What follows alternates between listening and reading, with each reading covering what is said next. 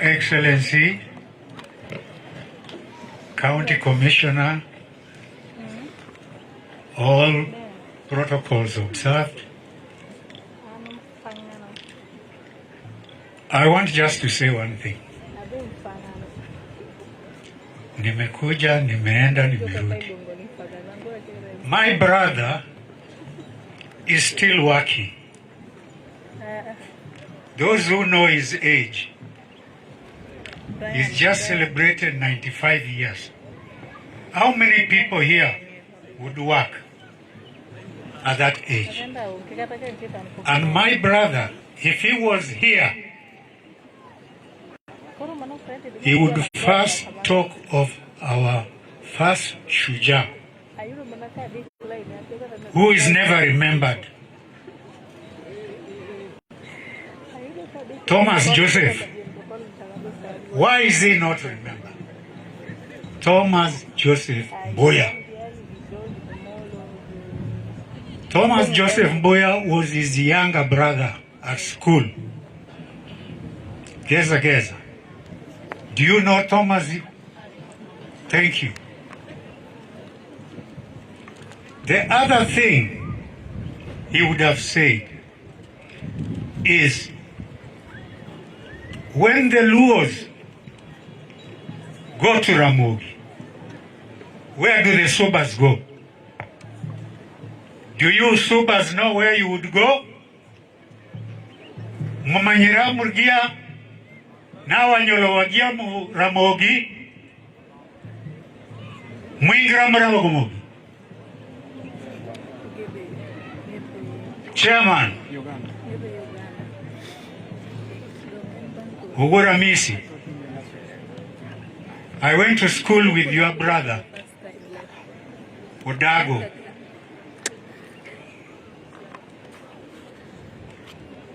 He was a DO those days, just pre-independence. So we must remember everybody.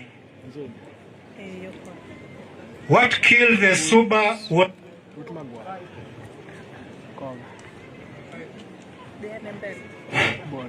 What killed the Suba was the Luo Bible. The other day, you brought a Suba Bible. You are not using it. Why? Why did you bring it if you are not using it? The Luo Bible Luonized you. The Suba Bible was supposed to Subanize you. Computer man. Why? I know you, you don't know me. Those are questions. Those are questions which should be asked. The other thing, Mzee Nyakiama would have asked the commissioner, you haven't finished your job. When we were presenting to Andrew Ligale, we were asking for 4 areas: Suba South, Suba Central, Suba North, Suba West.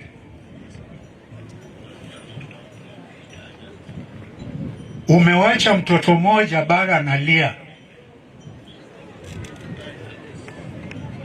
But we congratulate you and thank you for giving recognition to Mfangano. I have one leg here, and with my brother, we are also in the proper central. But we are not fighting. We want recognition for all the 4. And Geza Geza, finally, I want you to explain to the Subas that a sub-county in the executive is not the same as a sub-county in constituency. Some people are saying, Koro Wawerege Suba North. Is that correct? No. Geza Geza is still your Finally, Nyakiamo is a man who respects leadership. Executive, parliamentary, and judicial. So when somebody has taken a seat like Her Excellency, respect her, work with her. County Commissioner is here, and his line,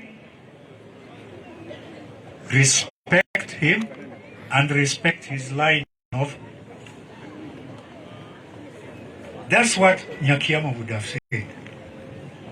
But I just go back and say, let us rationalize leadership and recognition of our Mashujaas. Thank you. Thank you very much. Thank you very much, ndugu yetu Nyakiamo. Haya, bwana MCA, endelea sasa. Na umaliza haraka. Introduce tu wale wengine. Tuko hapa na timu kubwa kutoka County Assembly. We have our majority leader, we have our speaker. Nitaita majority leader afanye introduction. All the MCAs who are with us here. Majority leader, karibu. Thank you. Your Excellency, all protocol observed. For the interest of time, allow me just to introduce the MCAs. It is the first time that more than 30 MCAs have attended such a function. So kindly just rise up. We may not introduce you one by one, but kindly just wave. Thank you, Your Excellency. So allow me, can I read the names? Okay. Thank you, thank you. Thank you, Your Excellency. We have Honorable King Sokomo, our Deputy Speaker. Thank you. Myself, the Majority Leader, I'm Honorable Gendo Richard, Award, Rusenga Island, for the Deputy Speaker. We also have Honorable Monoflorito Ndiek, Homa Bay Central. We have Honorable Titus, Mheshimiwa Monoflorita is the Deputy Majority Leader. Honorable Titus, Ruma Katsengre, and the Deputy Majority Whip. We have Honorable Sophie Salem, a Commissioner in the Assembly and MCA representing. Honorable Gladys Wanga, MCA representing Kabondo East. Honorable Victor Koth, Jamfangano, Moyere Katsingri, represent Katsingri West. Honorable Milka Oron, MCA nominated, Mashujaa South. Honorable Zakayo Ngondo, MCA Marito Yugis, South Kasepol. Honorable Pamela Odira, MCA nominated, Suba North. Honorable Rafael Odungu, Mabekoro Kebe, MCS Masuba Te, Marito Kasgonga. Thank you, Mheshimiwa. Honorable Ruben Molo, MCA Gembe. Honorable Joan Ogada, MCA Kojwach. Honorable Tom Joseph, allow me just to introduce you. Aneno Jaduong Ranga Beka, Tom Rito Mfangano Island. Honorable Margaret Oweje, MC nominated, Mauo Gembeka. Honorable Lazarus Ojango, MC Central Karachuonyo. Honorable Pauline Omogi, MC nominated, Mauo Suba North. Honorable Ivona Abonyo, MC nominated, Kabondo Kasepol. Honorable Vacants Bondo, MCA West Kasepol. Honorable Ware, MCA Game West. Honorable Boaz Kiri, Kakiri, MCA Kabwach North.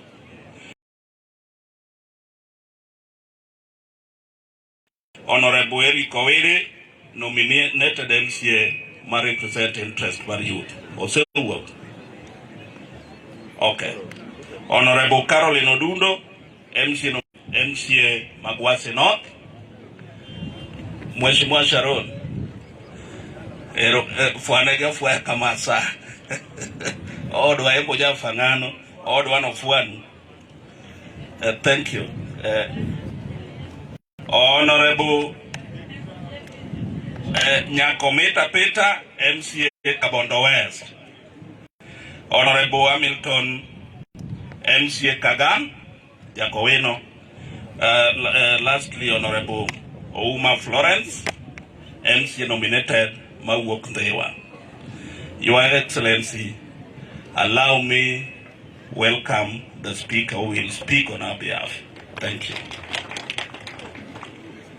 To Your Excellency, our beloved Governor, Governor Gladys Wanga, Your Excellency Deputy Governor, Honorable Joseph Oyugi Magwanga, the County Commissioner, our Senator, Sesi, the Member of Parliament for Suba North, the only MP who has 2 sub-counties in Homa Bay. The Majority Leader, honorable members of the County Assembly of Homa Bay, the uniform staff, distinguished ladies and gentlemen, good afternoon. Your Excellency, I know today is not our day. You would have really wished to speak here when these people Fangano around. But unfortunately, we have taken too much time during the 10 months. So I really don't want to say much, but I want to assure you, as an Assembly of Homa Bay, our Assembly of 2022-27, that we'll make sure that we collaborate, coexist, consult with both the executive government and the national government, so that we bring development closer and more effectively to our people of Homa Bay. And we are assuring you, with this team here, Your Excellency, this is a team that will propel Homa Bay to the next level. We shall not be counted from down. We'll be ranked from up, from number 1 coming to 10. And I want to assure the people of Mpangano, we took part during the campaigns with the governor and his deputy. And our deputy, sorry. All those campaign pledges, when they are making them, we are also part of those campaign pledges. We want to make sure that we accelerate that move so that development is brought closer to our people, so that our people can also benefit from the evolution that Raila Amolo Odinga fought for. Today, I know is a very historic day because this Kenyatta Day renamed Mashujaa Day. This is a day when we had the likes of the late Thomas Joseph Mboya. How I wish that today TJ was here, seeing us, inaugurating Suba Central sub-county. Otherwise, thank you so much. We are here to support this government. We want to appeal to our people. This is a government that is going to deliver. The duo here, the governor and our deputy, is going to deliver Homa Bay. Thank you very much. Thank you very much, Speaker. We now have the MP, the area MP, Mheshimiwa Mili Odiabo, kwa makofi ya kilo. 1, 2, 3. Karibu, Amilo. Geza. Are we from Bakazis here? Are we from Murio? Murio Geza? Eromurukamano. Let me speak very briefly in English, then very briefly in Kijaluo. Mana wacho dokade Kiswahili tukikutera. To the county commissioner, the county governor, to all the elected leaders, to all nominated members, all protocol observed. Let me take this opportunity to welcome you to Suba North, a very beautiful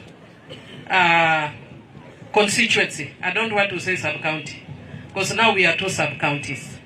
Let me also take this opportunity in a very special way to welcome our new DCC for Suba Central. And I want to be happy to say that our vision as Suba North is that every former ward be a sub-county. And some people think it is not possible, but in central Kenya, every constituency, all their wards are sub-counties. So mane agenda that all our former wards should be sub-counties, because that brings development, that brings a change. So I want to thank you very much for the leadership that has come today to be with us on this special Mashujaa Day. Because it is not my day, let me just say very briefly, in a language that will communicate quickly and fast.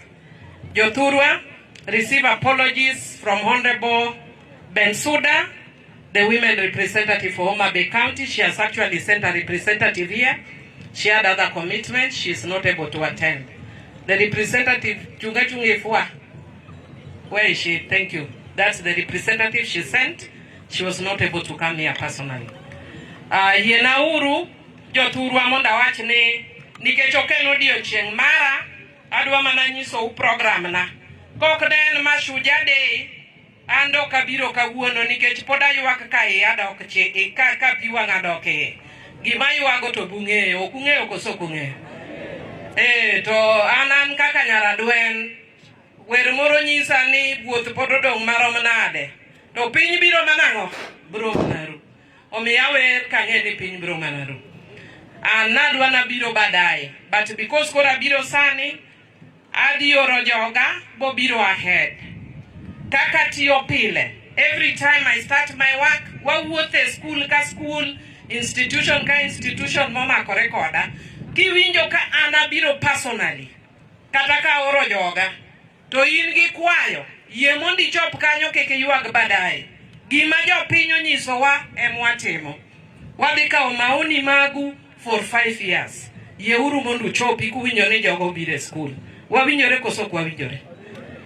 Marariyo wach machielo madwa kwayo.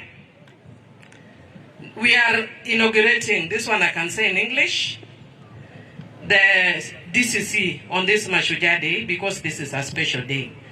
I was here and I promised that we are going to build a modern offices for our DCC. Mondo ka obed sub quarters maber, donge mano di ber. Koro nwawacho ni ofisa di golo $1,000,000.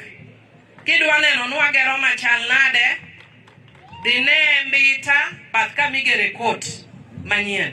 Wan gi offices mwagero modern kabisa. Nwagero ne DC ma kocha, to nokwawa nikech ne en garaka. Wamiye offices wamane okbe okunong'e mane biro. DC kare tindi winjo dholuo. Koro oywak ni mondo aduok no office nikech koro ane matia ka office maberno. So DC, we are also going to build you an office as good as that one. So we will have 2 offices that we are building at 30,000 each. 30 million each. Jomfangana wacho ni waboduogo ka, to nikech an min ramba tane ramba. Joramba ukwaya ni mondo agernu administration block. Waduogo the budget mwandiko sani, wadhi ketonu administration block.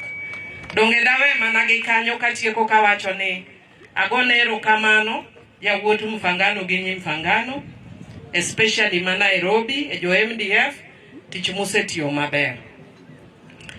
In a special way, yena mondo agone mark erokamano, nyocha watudore kode, gi bwana DCC, to gi County Commissioner, mwayudo chiemo, mibokel Mfangano kech sane piny dhi gi marach. Bwana Commissioner, Bwana County Commissioner dhilando nuni en chiemo marom nade. Donge di ber? Donge wahinyore Jothurwa? Nyasaye ogwedhna ugwi bage nying Ruoth Yesu. Shukrani sana. Makofi ya mheshimiwa. Makofi. Haya, nafasi hii tutampa mheshimiwa Senator Moses Kajwang kwa makofi ya kilo moja. Mbele, karibu mheshimiwa. Asante sana bwana Kemboi. Wakati mheshimiwa Mili alipozungumzia maneno ya unga, niliona wamama pale walishikwa na hamaki sana. Manyiso ni kecho mako piny koso oko mako piny. Mirimo mako piny koso oko mako piny.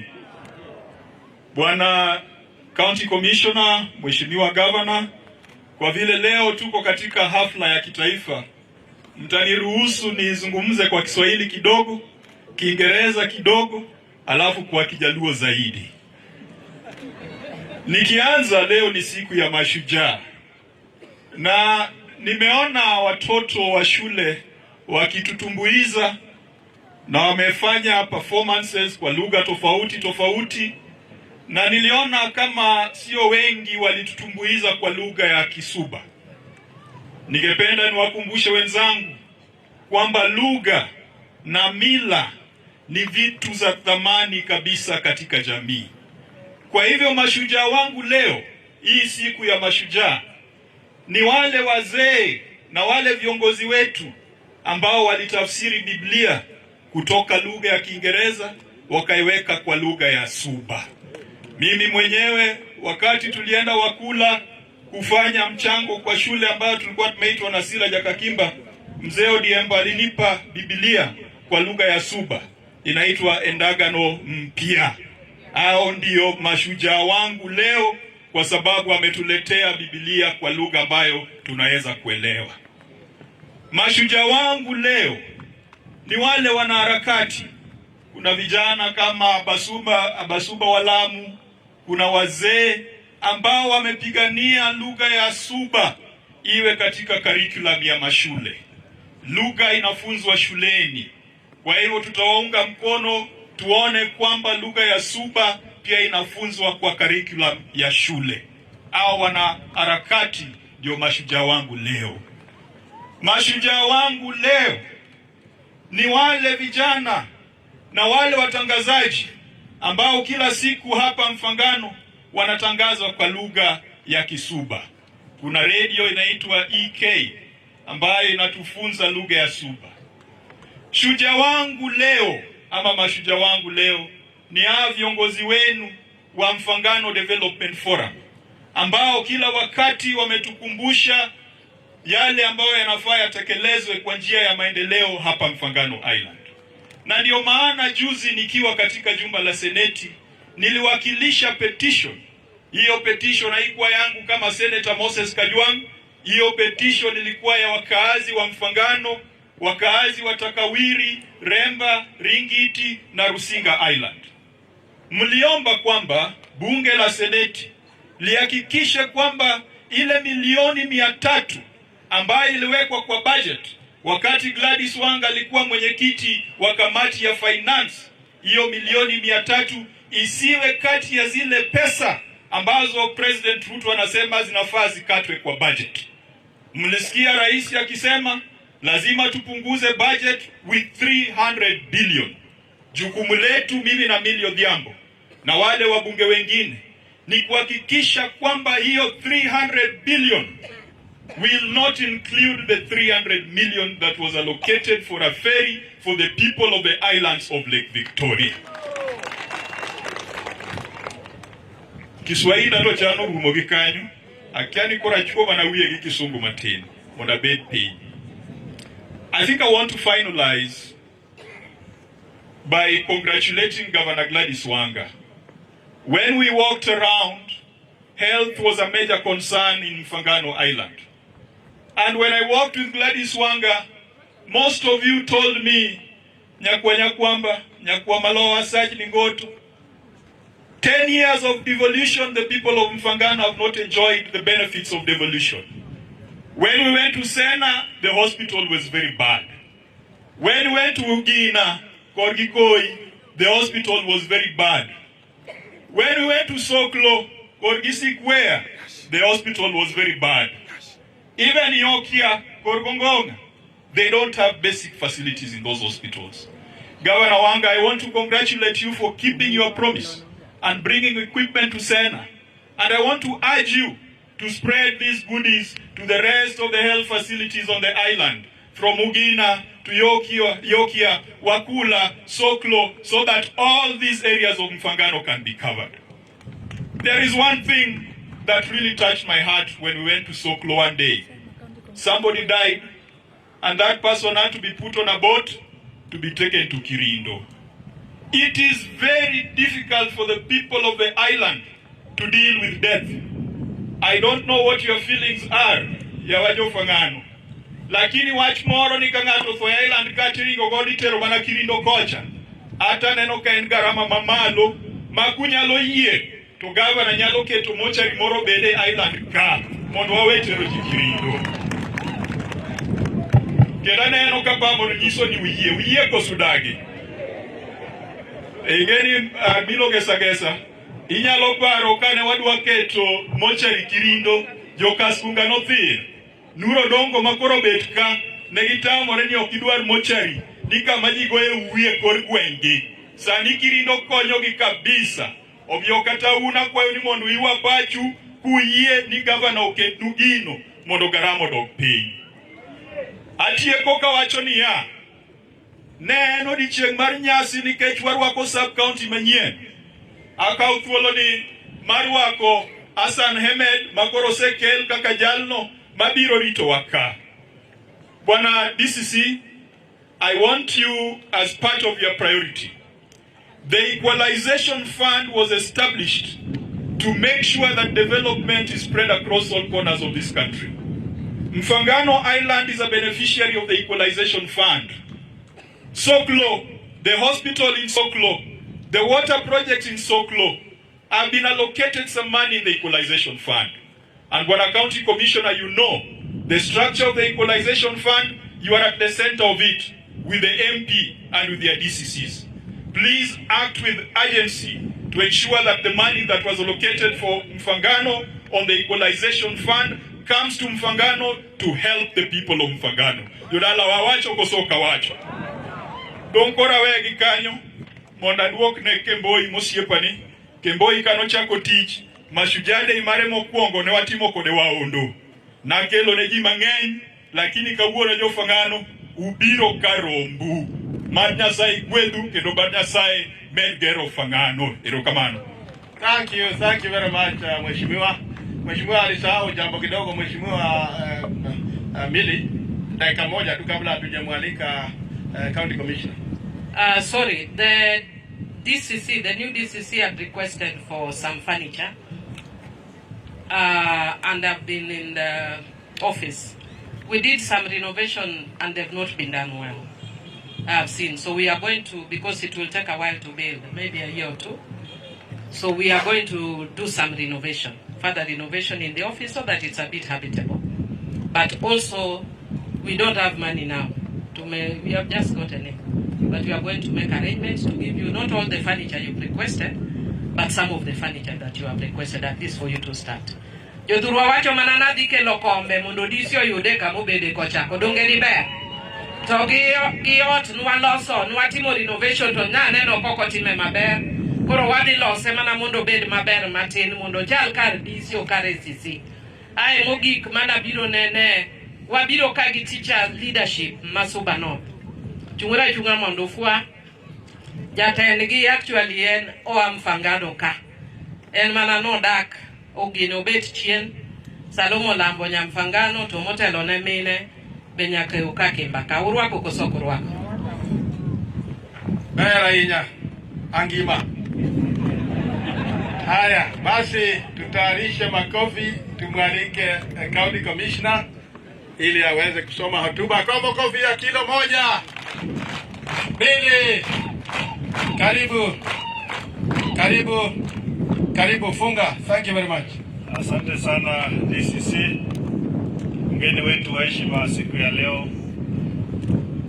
Your Excellency Governor wa Homa Bay, Your Excellency Deputy Governor, Senator wetu Moses Kajwang, mbunge wa eneo hili Mheshimiwa Mili Odhiambo Mabona, Mheshimiwa Speaker wetu wa County Assembly ya Homa Bay, wawakilishi wa bunge ya County ya Homa Bay ambao wameweza kufika siku ya leo, heads of departments represented here both from the national government and the county government, Pia tuko na wanafunzi wetu ambao wamekuja kutoka mashule zote katika Mfangano Island. Hamjambo? Hamjambo tena. Nataka tu niombe kwamba siku hii ni siku muhimu. Leo tumeharibu ratiba kiasi, lakini ni kwa makusudi. Wakati mtoto anajifunza kutembea, sio vyema kumwambia wewe unaharakisha. Ama namna gani? Wakati mtoto anajifunza kutembea, unasaidia aendelee kutembea. So that is why we've taken so long. Tunajua watu wengi walikuja na kuna sababu watu wengi walikuja. Tumekuja kwanza kusherehekea Mashujaa Day. Ya pili tumekuja pia kuzindua sub-county mpya yetu ya Suba Central. Lakini kabla sijasema machache, mtaniruhusu nisome hotuba ya rais, na nitawaomba mtulie kidogo kwa sababu nitachukua muda kidogo. Unajua ni hotuba ya kwanza ya Mheshimiwa Rais tangu achaguliwe, na sera nyingi ya serikali itaweza kuwa kwa hii hotuba. Mnaruhusu nisome kwa Kiingereza. The National Address by His Excellency Honorable William Samoei Ruto, PhD, CGH, President of the Republic of Kenya and Commander-in-Chief of the Defense Forces, on the occasion of Mashujaa Day celebrations held on Thursday, 20th October 2022 at Uhuru Gardens, Nairobi. It is titled Mobilizing Transformational Patriotism and Value-Driven Heroism for the Well-Being of the Citizens of Kenya. I am tremendously privileged to join Kenyans and our visitors today as we commemorate the 59th anniversary of Mashujaa Day. It is with great humility that I preside over this year's celebrations for the first time as President, and I am humbled and grateful for the honor. We solemnly observe this important day every year in order for us to reflect upon where we have come from as a nation. We mark this day to consider the troubled road we trod through and sorrowful wilderness of cruel colonial injustice, and the price that was paid in blood, toil, anguish, and death for us to be a free people. We take this opportunity to also celebrate the histories of the heroes and heroines who sacrificed valiantly in our freedom struggle. Their character and, most importantly, the values and principles which inspired, sustained, and vindicated them, so that we may emulate them by leading lives worthy of their sacrifices. We ask ourselves today, what must we do to transmit this noble history and ensure that future generations appreciate us, not only as worthy heirs of our illustrious ancestors, but also as skillful stewards of their heritage. We do this in pursuit of a solemn covenant proclaimed in the preamble of our Constitution that we, the people of Kenya, shall honor those who heroically struggled to bring freedom and justice to our land by adopting, enacting, and giving the Constitution to ourselves and to our future generations. Our Constitution articulates a vision of Kenya our heroes and heroines would have approved. A Kenya worth fighting for and worth paying the ultimate price for. It is their legacy to us, and it sets the stage for us to continue their patriotic work in that noble spirit that roused the first freedom fighters to resist colonial rule and their successors to reject post-colonial repression. Our heroes and heroines were neither elected nor appointed. They were not sponsored and they were not funded. They had no offices or budgets. They were ordinary people invested in the struggle to make good their unwavering belief that all people are equal and deserve to live in freedom. People of all walks of life, subsistence farmers and traders, clerks and former soldiers, teachers and their learners, preachers and their congregants, drivers, cooks, and farm workers ran away to the forest armed with nothing but a conviction that a more just way of life is possible and that it is worth fighting for. The legacy of independence is the historic achievement of value-driven bottom-up heroism. The people were distinguished by their unity and commitment to selfless endeavor, determination, patriotism, and an unyielding sense of justice. Every time we have come together, we have accomplished major feats. That is why, as a nation, we are exalted by the national anthem. Let one and all arise, with hearts both strong and true. Our Constitution, the People's Sovereign Charter, is an instrument of collective memory. It proscribes tyranny, marginalization, and oppression, provides institutional means to dismantle injustice and eradicate inequality, and gives us an opportunity to expand freedom and actualize rights. It also defines human well-being to be the reason for individual and collective action, as well as the object of the totality of the national enterprise. We are united in common endeavor with those who came before us and did so much for our country.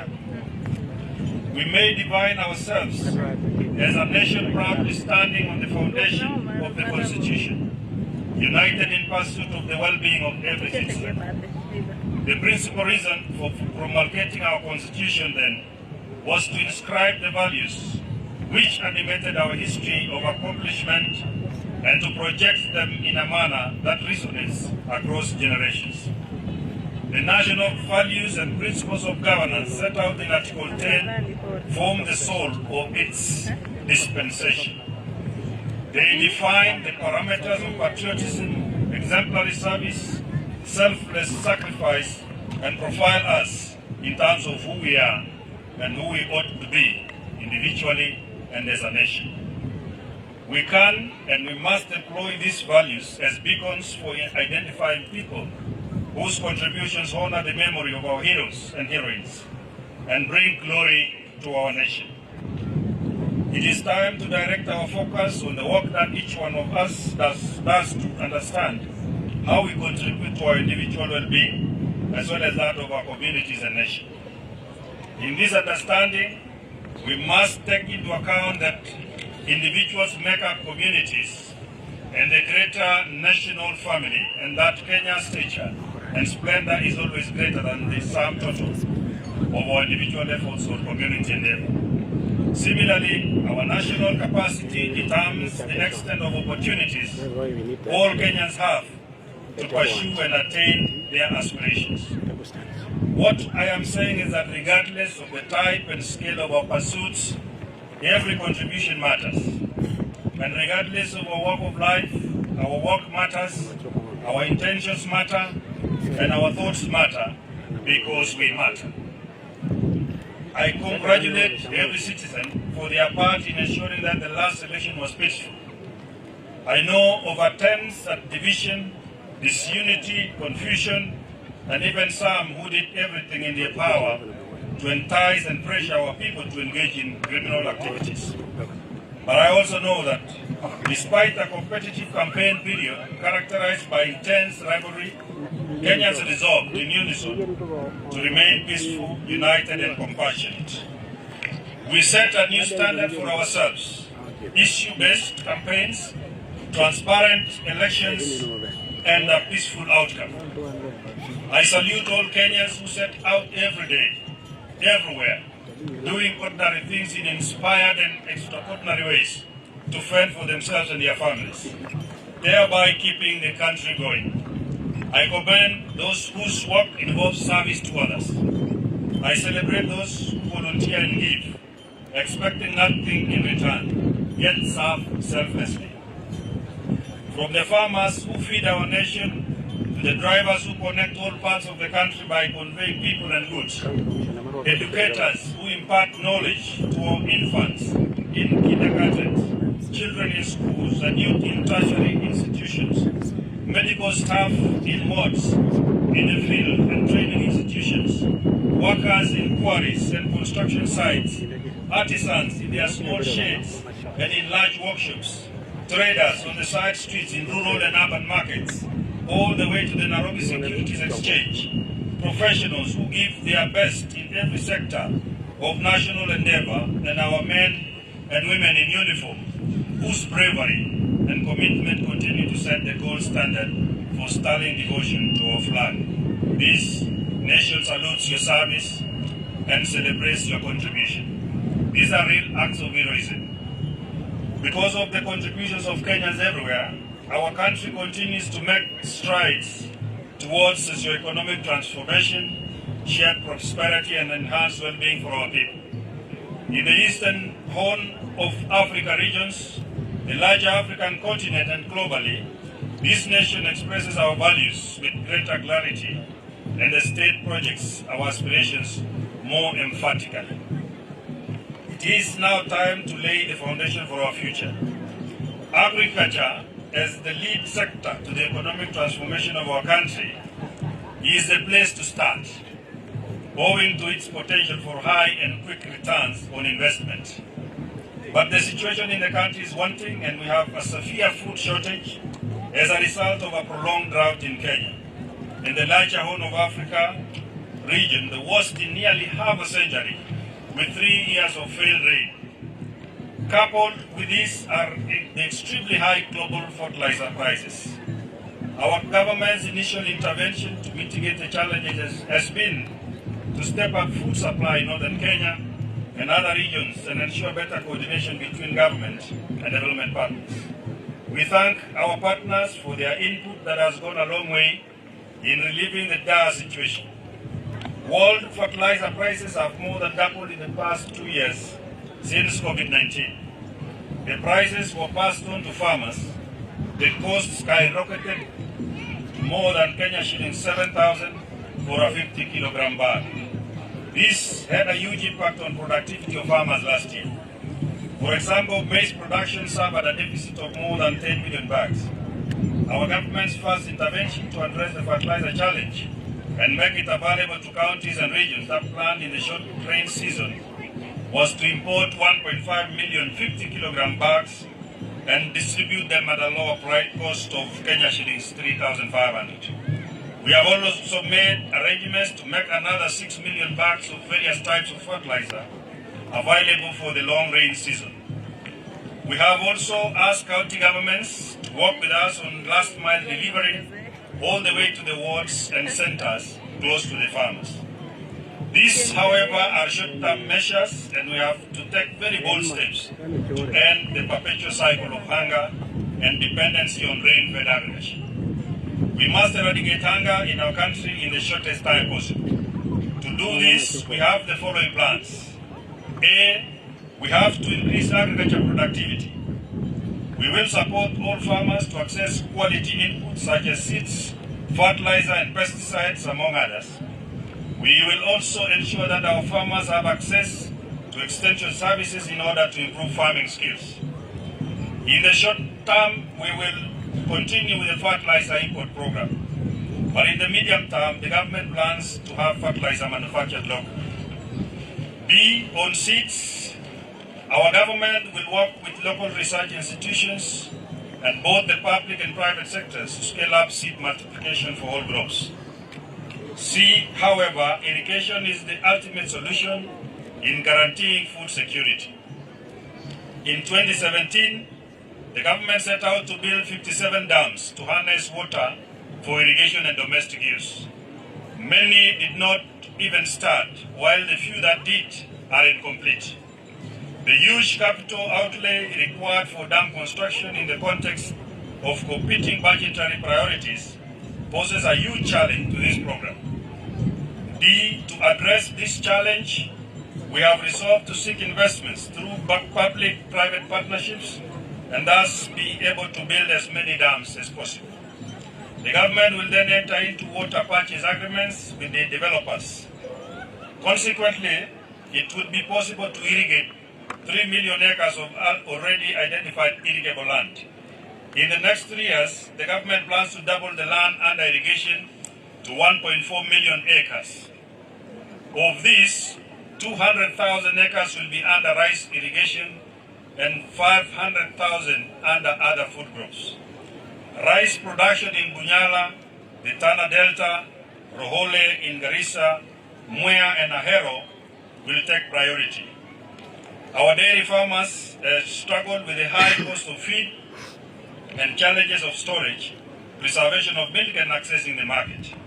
To assure them that they are on our priority list, we have taken immediate steps to reinstate the milk coolers program, and distribution of 650 coolers will resume shortly. In our plan, we have identified dairy and livestock economy as subsectors with the quickest economic turnaround time, and they will become key drivers in improving food security, creating jobs and boosting exports.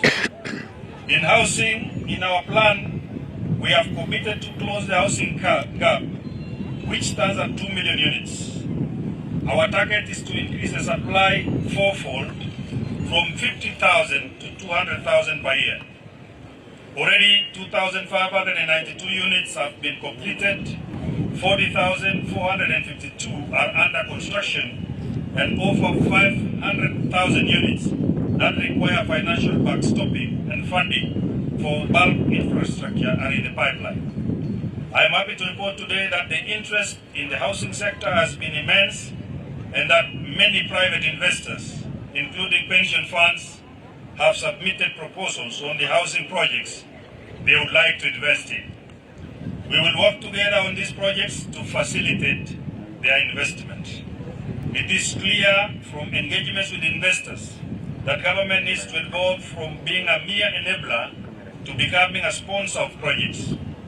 Not only will we provide land and bulk infrastructure at no cost, but I will personally take charge of the process to unlock the challenges that inhibit investment. For instance, VAT exemption on inputs has been enacted to lower the cost of construction, but its implementation has been curtailed by delays in approving applications for VAT refunds. As a result, developers pay VAT, but the cost saving is not enjoyed by the end buyers. Government will resolve such issues with the urgency required. Let me emphasize that the housing agenda is not just about four walls and a roof. The demand for affordable housing is an opportunity to create jobs and stimulate the economy. Our manufacturing sector, which already supplies many products in the construction industry, will have expanded business opportunities. Other housing inputs such as doors, windows, gates, and hinges will be made by our Juakali industry. We are designing the program in a way that will upgrade and support Juakali by linking it with technical and vocational education institutions.